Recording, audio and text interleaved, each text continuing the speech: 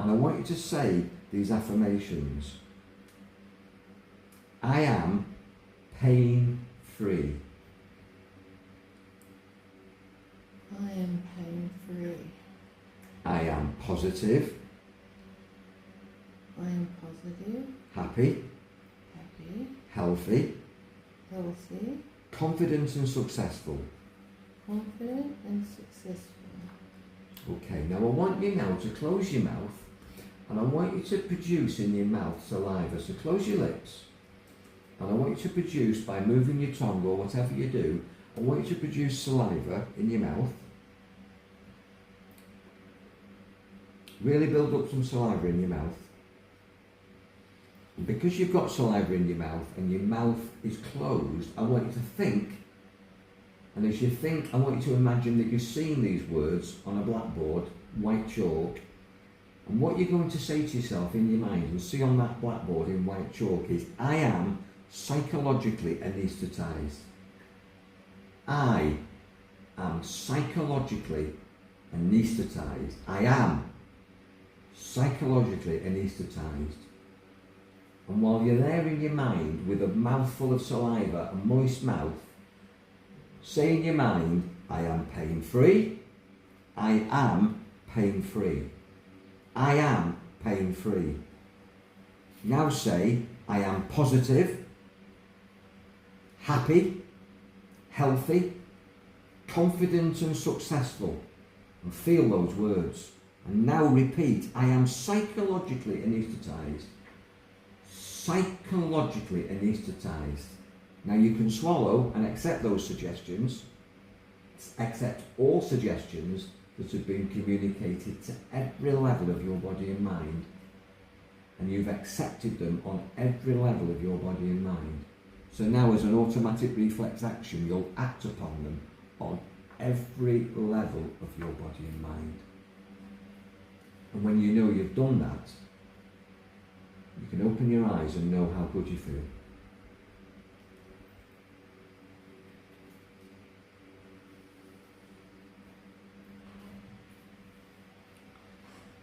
That's powerful, that, isn't it?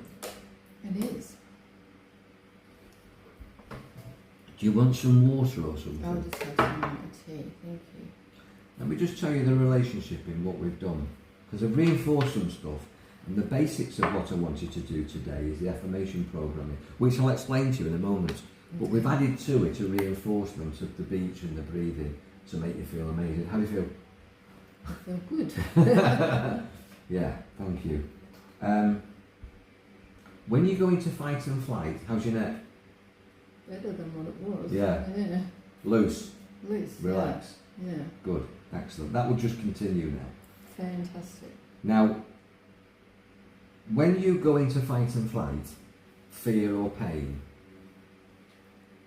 in the same way that I mentioned to you that running away from a saber-toothed tiger is a primeval response, running and fighting is like to keep yourself safe when we're in the jungle. You get changes in your body chemistry because when you're running, you're looking for escape routes, and you'll find that your long vision improves. Oh, okay. But when you're fighting and you're looking for weapons and you're in close quarter combat, your short vision improves, because that's what needs to happen. Also, you get what's called vascular constriction. Because if I'm running and fighting, I don't in barefoot with bare hands, as a caveman or woman.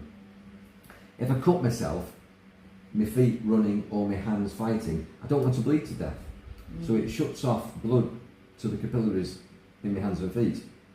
Okay. Also, there's an expression, I'm going to swear now, when you're that frightened, people say, I nearly shit myself. Yeah, I've heard of that. We do. And the reason for that is because instantly in that moment of fear, you shed the contents of your stomach, so you're lighter for running and fighting. Really? I did not know that. And you start to sweat as you go into panic attack, because you adrenalise and your heart rate increases and your brain starts to work on overload. And you're not in rest and digest, you're in fight, flight, fear or freeze. and you need to lubricate your body. So you sweat to put water to cool the skin and to lubricate the armpits and the groin and all the moving bits. Right. So your mouth goes dry. So when you're nervous or anxious, people making speeches, best man speeches or sort of like presentations for corporately, go to interviews and they get dry mouthed, and I say have a drink of water, because what's actually happening, you're so nervous that you're starting to you're going into this fight and flight response, you're starting to move water around your body. Okay. To lubricate your body, thinking that you're going to run and fight, and you're not, you're in an interview. Yeah. So you hydrate yourself. When your mouth is moist and your tongue is moist, what actually happens is it tells the brain that I'm relaxed and I'm now available for new programming coming in. Oh. Okay. So when you moisten the mouth, because pain gives you a dry mouth, quite a lot of pain medications give you a dry mouth as well. They give you a metallic mouth. Amongst other things. Yeah, amongst other things, yeah. So when you hydrate your mouth and you say, I am psychologically anaesthetised, this is really powerful. I worked with a bloke called Dr. Angel Escudero, who was an Italian surgeon doing varicose vein operations with people who couldn't have anaesthetic. I've heard about that. Yes. Yeah, well, I studied under him. Okay. And then I do end of life thing. I work with amputees and I've done hypnobirthing with people. And what we do is we imagine, quite often, if that was a big, let's say as a mirror, they're lying down, they put the mirror there, and I get them to foam at the mouth with their saliva. I know it sounds a bit disgusting. Yeah. Concentrated on that, tap the surgeon, and then they'll start to do the cut, and they're completely unaware of it. Wow.